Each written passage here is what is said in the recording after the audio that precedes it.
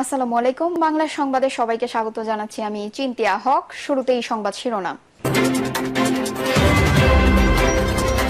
দলের ফান্ডের জন্য টি-শার্ট, মগ, বই বিক্রি করবে এনসিপি। এদিকে ঈদকে নির্বাচন প্রস্তুতি হিসাবে কাজে লাগাতে নির্দেশনা বিএনপির। জানাবো মুজিবনগর সরকারের সবাই মুক্তিযোদ্ধা। এবং সর্বশেষ জানাবো সংবাদ মাধ্যমে ভুল তথ্য ছড়ানোয় উদ্বিগ্ন পেশ সচিব। শুনছিলেন সংবাদ শিরোনাম, এবারে বিস্তারিত। দলের ফান্ডের জন্য টি-শার্ট, মগ, বই বিক্রি করবে এনসিপি। জাতীয় নাগরিক পার্টির দলীয় আয়, টি-শার্ট, মগ, বই বিক্রি, প্রশিক্ষণ কর্মসূচি এবং অনলাইন কোর্স নির্ভর হবে বলে রাজনৈতিক দলটির আর্থিক ও তহবিল পরিচালনা নীতিমালার উল্লেখ করা হয়েছে। নীতিমালায় এই কয়েকটি মাধ্যম বাদেও সবাই নির্দিষ্ট রসিদ, মোবাইল পেমেন্ট ও ব্যাংকের মাধ্যমে মাসিক সমস্যা ফি দিতে পারেন এমন সুযোগও রাখা হয়েছে। এছাড়াও সাধারণ মানুষের থেকে অর্থ সংগ্রহ, এনসিপির ১০০ টাকা ক্যাম্পেইন ও ছোট দান, বড় স্বপ্ন এমন কার্যক্রম হাতে নেবে। এতে করে দলের কাজ জনমানুষের ইচ্ছার প্রতিফলন হবে বলে দলটির নীতিমালা দাবি করেছেন। এছাড়াও অনলাইন চাঁদা পোর্টালের মাধ্যমে প্রবাসীদের অর্থ ও কর্পোরেটরের অনুমোদনের মাধ্যমে যাচাই ও বাছাই করে অর্থ সংগ্রহ করবে দলটি। তবে কোনো কালো টাকা, অজানা উৎস, বিদেশি সরকার কিংবা অপরাধ সংশ্লিষ্ট কোনো অর্থ গ্রহণ করবে না বলেও জানিয়েছেন দলটি। রাজনৈতিক দলটি তাদের রাজনৈতিক কর্মীদের জন্য ভাতা বা বোনাসের ওপর জোর দিয়েছে। নীতিমালায় বলা হয়েছে, টেকসই ও মেধাভিত্তিক রাজনৈতিক আন্দোলন গড়ে তুলবে পূর্ণকালীন সংগঠনের জন্য ভাতা ও ফেলোশিপের প্রয়োজন। তরুণ নেতারা যাতে নৈতিকতা বজায় রাখতে পারে এবং জনসেবা করতে পারে, তাই এই ব্যবস্থা। রাজনৈতিক অর্থ আদায়ে এনসিপির কোনো জোর জবরদস্তি বা হুমকি ধমকি দেবেন না। হুইসেল বয়ারের মাধ্যমে নাম প্রকাশ না করে সেই কর্মী সম্পর্কে এনসিপিকে জানাবেন। যথাযথ বিধান অনুযায়ী শাস্তির ব্যবস্থা করা হবে বলেও জানিয়েছেন নীতিমালা। ঈদকে নির্বাচন প্রস্তুতি হিসেবে কাজে লাগাতে নির্দেশনা বিএনপির। নির্বাচনের সুনির্দিষ্ট রোডম্যাপ ঘোষণা না হলেও আসন্ন পবিত্র ঈদুল আজহারের নির্বাচনের প্রস্তুতি হিসেবে কাজে লাগাতে নেতাকর্মীদের নির্দেশ দিয়েছে বিএনপি। একই সাথে দলের সম্ভবত সংসদ সদস্য প্রার্থী ও জেলা, মহানগর বিভিন্ন সাংগঠনিক ইউনিয়নের দায়িত্বে যারা আছেন তাদের সাধারণ মানুষের পাশে থাকতেও বলা হয়েছে। আগামী জাতীয় নির্বাচনকে সামনে রেখে দল হিসেবে সাধারণ মানুষের কাছে বিএনপির গ্রহণযোগ্যতা যাতে বৃদ্ধি পায় সেজন্য সামাজিক নানা কর্মকাণ্ডেও জড়িত থাকতে বলা হয়েছে নেতাকর্মীদের। বিএনপি নেতাদের অভিযোগ, আওয়ামী লীগ সরকারের অব্যাহত হামলা, মামলা, দমন পীড়নের কারণে বিগত ১৫-১৬ বছর তারা নির্বিঘ্নে এলাকায় নেতাকর্মী ও সাধারণ মানুষকে নিয়ে ঈদ উদযাপন করতে পারেনি। কিন্তু ছাত্র জনতার অভ্যুত্থানে গত ৫ আগস্ট আওয়ামী লীগ সরকারের পতনের পর এবারের ঈদুল আজহার উদযাপন করবে দলটির নেতারা। গত রোজার ঈদের মতো এবার মুক্তি পরিবেশ, সংখ্যাহীন ও স্বস্তিতে ঈদুল আজহারও উদযাপন করবেন নেতারা। এবারের ঈদুল আজহারের দীর্ঘ সরকারি ছুটি রয়েছে। জানা গেছে, ঈদকে সামনে রেখে বিএনপি নেতাদের কোরবানি দেওয়ার পাশাপাশি ক্ষতিগ্রস্ত মানুষের পাশে দাঁড়ানোকে কেন্দ্র করে যে নির্দেশনা দেওয়া হয়েছে, তৃণমূল নেতারা সেটা পালন করবেন। বিশেষ করে যারা বিএনপির সম্ভাব্য এমপি প্রার্থী তারা এই সময়টাতে নিজেদের সাংগঠনিক শক্তি বৃদ্ধি করার চেষ্টা করবেন। প্রতিটি আসনে বিএনপির কমপক্ষে ৩ থেকে ৪ জন প্রার্থী রয়েছে।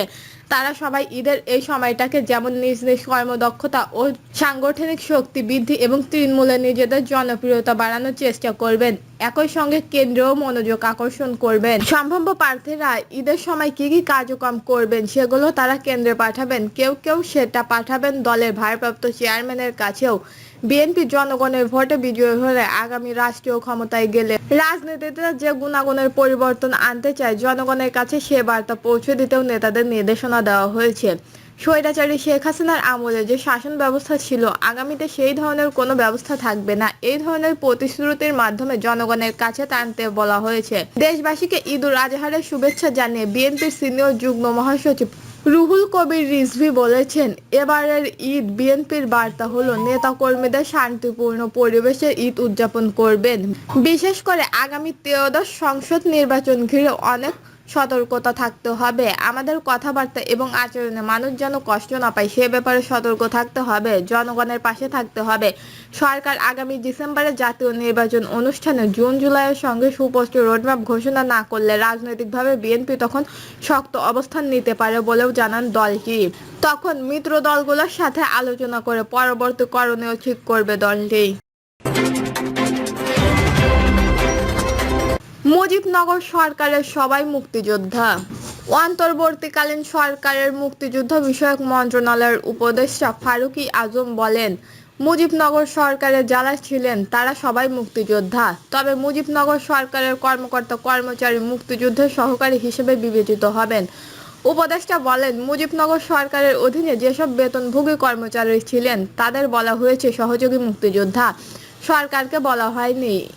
এর মধ্যে যারা সশস্ত্রভাবে মুক্তিযুদ্ধ করেছেন তারা মুক্তিযোদ্ধা। শিল্পী ও কলাকুশলকারী মুক্তিযোদ্ধার ভূমিকা রেখেছেন। সহযোগী হওয়ার কম গৌরবের বিষয় না। যারা সহযোগী মুক্তিযোদ্ধা তাদের মর্যাদা ক্ষুণ্ণ করা হয়নি, তাদের অবদানও অপরিসীম। যেখানে ওনাদের সম্মানিত করা হবে। রাষ্ট্র কর্তৃক প্রদত্ত ভাতা সুবিধা বিধি ক্ষেত্রেও কোনো বৈষম্য নেই, সবাই সমান সুবিধা পাবে। মুক্তিযোদ্ধাদের সহযোগীদের সনদ দেওয়া হবে কিনা সাংবাদিকদের এমন প্রশ্নের জবাবে তিনি বলেন, তারা চাইলে তা দেওয়া হবে। এই সনদ পাওয়ার তাদের অধিকার, এতে তারা মর্যাদার কোনো হেরফের হবে না। পূর্ণ সংজ্ঞায় ফিরে পাওয়ার কারণে কয়েকজন মুক্তিযোদ্ধাদের সহযোগী হয়েছেন তা জানতে চাইলে তিনি বলেন, তাৎক্ষণিকভাবে এই সংখ্যা বলা সম্ভব নয়। তালিকা যাচাই করার সময় এখন নিপুণ করা হবে। ৭০-এর নির্বাচনে গণপরিষদ থাকায় ৪০০ জনপ্রতিনিধির ভিত্তিতে উপদেষ্টা বলেন, তারা সহযোগী। যারা যুদ্ধ করেনি তারা মুক্তিযুদ্ধ হবেন না। স্বাধীন বাংলার বেতার কেন্দ্র কিংবা কূটনৈতিকভাবে ভূমিকা রাখা সহ নানাভাবে মুক্তিযুদ্ধের কাজে ব্যস্ত ছিলেন। তারা সহযোগিতা করেছেন। তারা তো রঙ্গনাতে এসে লড়াই করেননি। মুক্তিযোদ্ধাদের সংজ্ঞা আমরা প্রবর্তন করিনি। যে সংজ্ঞা এখন দেওয়া হয়েছে তা ১৯৭২ সালেই ছিল। ৭২-এর সংজ্ঞা ২০১৮ ও ২০২২ সালে পরিবর্তিত হয়েছে। এখন আবারও ১৯৭২ সালের সংজ্ঞায় ফিরে যাওয়া হয়েছে। মুক্তিযোদ্ধা ও তাদের সহযোগীদের সম্মান ও সুবিধা এক, কিন্তু তাদের আলাদাভাবে চিহ্নিত করা হবে কেন জানতে চাইলে উপদেষ্টা বলেন, এর একটা কারণ হলো এই রঙ্গনাতে লড়াই করা মুক্তিযোদ্ধাদের দাবি। অনেকে যুদ্ধক্ষেত্রে না থেকে অন্য ব্যাখ্যা দিয়ে নিজেকে মুক্তিযোদ্ধা দাবি করেন। এটি নিয়ে একটা বিতর্ক ছিল। মুক্তিযুদ্ধের সংজ্ঞা করা মুক্তিযোদ্ধাদের হিসাবে বিবেচিত হবেন তা পরিষ্কার করতে হবে কিনা জানতে চাইলে উপদেষ্টা বলেন, এটি সুস্পষ্টভাবে পরিষ্কার হয়েছে। কেউ যদি এটি টুইন্স বা অন্য অর্থ বের করতে চায় তাহলে তো কিছু করার নেই। আমরা ইতিহাস নিষ্ঠভাবে চেষ্টা করেছি যাতে মুক্তিযুদ্ধের সম্মানটা বজায় থাকে, কোনো ধরনের বিতর্ক যেন না হয়। ২০১৮ ও ২০২২ সালে মুক্তিযোদ্ধাদের সংজ্ঞা পরিবর্তন কারণ হিসেবে উপদেষ্টা বলেন, তখন সবাইকে মুক্তিযোদ্ধা করার জন্য তৎকালীন সরকার বলেছিলেন। যখন মুক্তিযোদ্ধা যাচাই শুরু হয় তখন মুক্তিযোদ্ধারা বলেন, যারা সরাসরি যুদ্ধ করেনি তারা মুক্তিযোদ্ধা নয়। মুক্তিযোদ্ধাদের অধিকাংশ সংগঠনে বলে যে মুক্তিযোদ্ধাদের আগের সংজ্ঞাই সঠিক ছিল। দর্শক, এই ছিল এখনকার সর্বশেষ নিউজটি ভালো লাগলে একটি লাইক দেন, কমেন্টে আপনার মতামত জানান এবং আমাদের পাশে থাকার জন্য বেল বাটনটি অন করে রাখুন। ধন্যবাদ।